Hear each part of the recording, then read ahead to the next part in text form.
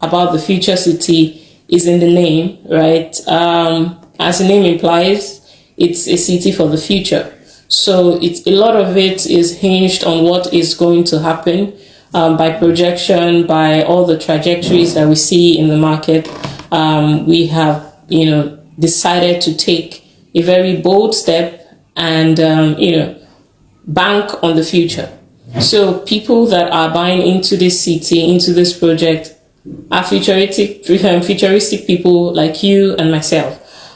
So I'll say this from the very beginning. The future city is for believers, people that are believers in the power of what real estate can do, believers in maybe even Lagos, believers in the forces of, demand and supply, economics, migration, believers generally in the real estate, in the power of real estate to grow wealth, preserve wealth, and build wealth, right? So everybody that would purchase this property would have to have some belief in what the future holds, right? So now that we've said that, what is the future city? What's the general idea?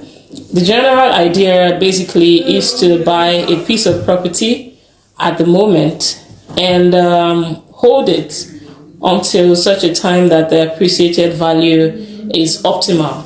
I'll say that again. You're buying a piece of land for no other reason but to hold it, at least for the first 1, 2, 3, 4, 5, 6, 7, for the first few years, you hold it without anything happening, in quotes. I put that in quotes because there's nothing about real estate that is static. Even when nothing is happening, a lot is happening, if you know what I mean. So the general idea of the future city is for you to buy yourself a piece of property and keep it and hold it. And then at a particular time, in this context, the activation time period of the estate is 5 years. In 2027, which is 5 years from now, the plan is to activate the project and then work will begin on site. So what we're doing is, like I already explained, we're moving towards a location or towards a town or towards places that we consider, to be emerging. And I'll come back to that very soon. But again, general idea is to buy and hold. I would like everybody, if you don't remember anything, to remember that the theme, the strategy, the tactic around this project at this point is to buy and hold it. And I'll quickly explain some of the advantages of a buy and hold property. And I'll come back to that. So back to the future city. What happens after you've bought? The scope of the project is that you hold for 5 years. Then we come to an activation period. At the activation period, infrastructure begins, fiscal allocation, full allocation is done. And then we begin to put together all the frameworks for the city. And so what is going to happen is that at that particular time, say 5 years from now, the property has sufficiently appreciated so that everybody that has bought at this time have bought at a bargain. Do you understand? So not only infrastructure development, migration, even the general neighborhood would have become more mature, right? So the idea is that we will start to put together infrastructure that supports the city at a later date. At this time, the activation period is 5 years. Now, what will the facilities, what will the features of the future city look like? It is a lot like some of the things that you've seen in your favorite science fiction movies. We're doing, incorporating a lot of nature and technology into the city. So we're having lots of trees, we're having lots of tech, we're encouraging houses that can be built on blockchain, smart houses, smart homes, and the likes. So what we intend to do, the plan is, during the time when infrastructure begins, we will be releasing some building guidelines for landowners to work with, right, so that they can start building their homes. But general infrastructure, the price for that, all of the, the terms and conditions for infrastructure will be communicated when the project is activated. So just to be clear, at this point, we are not billing or charging anybody for infrastructure fee. When your client makes a purchase, when they subscribe at this point, they're buying into the dream. They get themselves a citizenship, just by paying for the property. But the price and all the details of infrastructure are still in the works, meaning that we're not charging for infrastructure fee yet. We only will begin to charge for infrastructure, development fee and whatnot, only after the project has been activated. Again, activation date is in 2027, 5 years from now. I hope that part is clear. So far you understand like a synopsis of what the future city is about. But at this point, I would like to add just an extra layer of information to, really to explain further what all of this thing, everything I've said, sorry. Okay. All right. So again, I did say before that future city, what we're doing is go to areas that nothing is happening. And this is not going to be the first project that we're going to do that will have that kind of, that kind of theme around it. We are, as a company, we have launched something that we call the New Development Town project.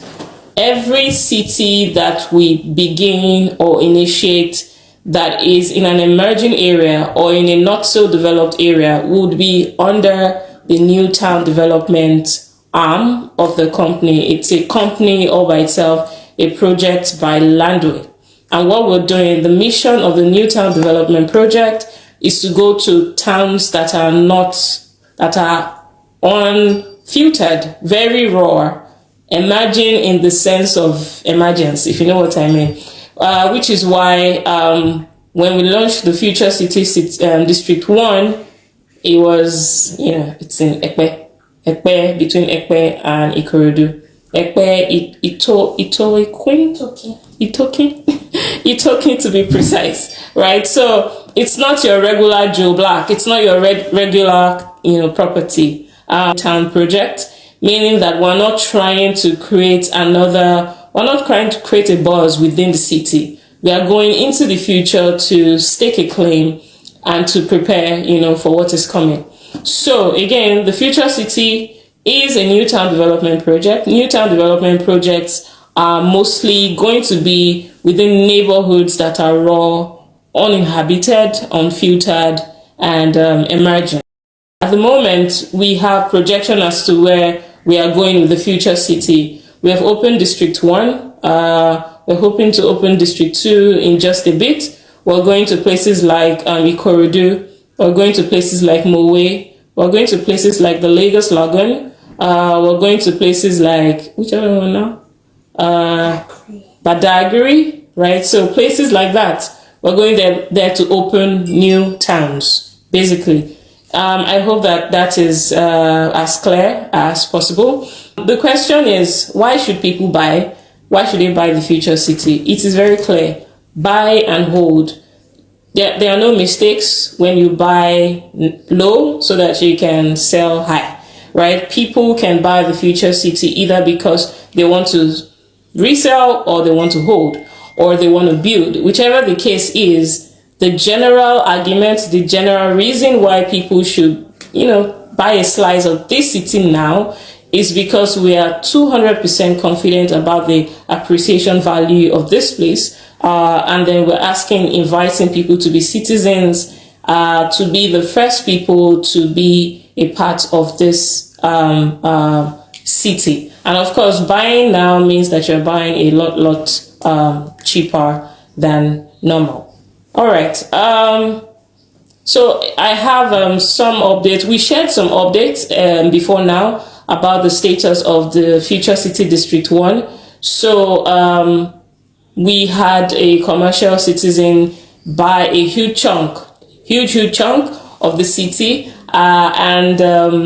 yeah, we were going to, move on to District 2. However, at the moment, we have acquired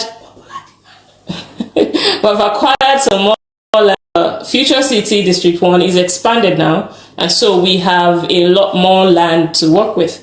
So if you have put a hold on your communications on District 1, now is the time to get back on the horse, because we are back and better, and you can go back to your clients and still be a part of this. So the Future City is a new town development project, right? We've gotten some feedback so far, asking what the title will be. So the title is A Sea of O in View, in Progress. Now, we've received some feedback regarding that. Why is it in view? Why is it in progress? The answer is very simple. We're in a new area. We're in a very, very uncharted territory. And because of the size of land that the future city sits on, these are new territories, meaning that it is everybody that knows Epe and environs will know that Sea of O's in these locations, especially with the expanse of land, are not so easy to come by. So what we are doing as a company is putting the works in process to get the documentation on this property all done and all dusted.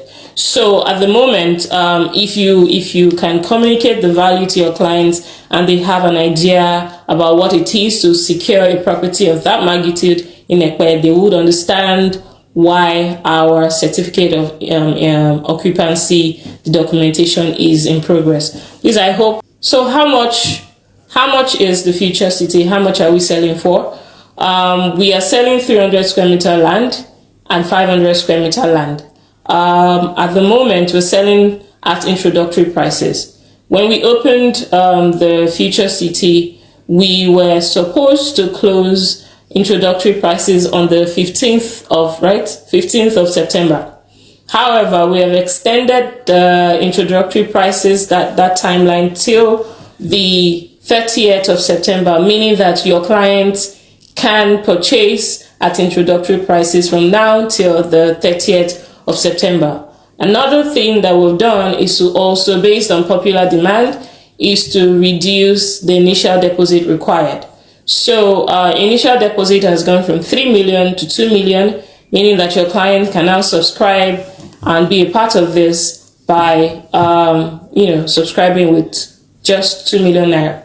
Now, another very, very cool thing about the future city is the payment period. The payment period is 2 years without interest. So 300 square meter land sells for 4.2 million at introductory price, and 500 square meter land sells for 7 million at introductory price. So in reality, what we're saying is, if your client wants to buy 500 square meter land, they make a deposit of 2 million and they spread their balance of 5 million for 2 years.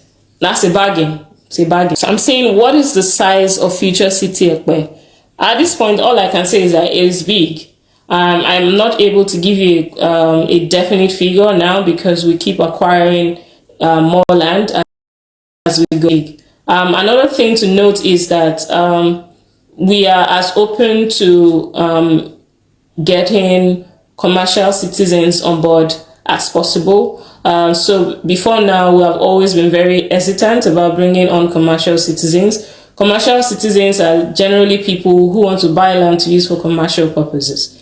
Commercial purposes in this context means people that are buying to either use hotels, schools, hospitals, football pitches, maybe not a farm. But if you have someone that wants to buy, just let us know first. We'll treat all of these things on case-by-case basis. So basically, everyone that is not buying for the purpose of just keeping or using for residential purposes fall under the commercial arena of things. So if you have people like that, you let us know.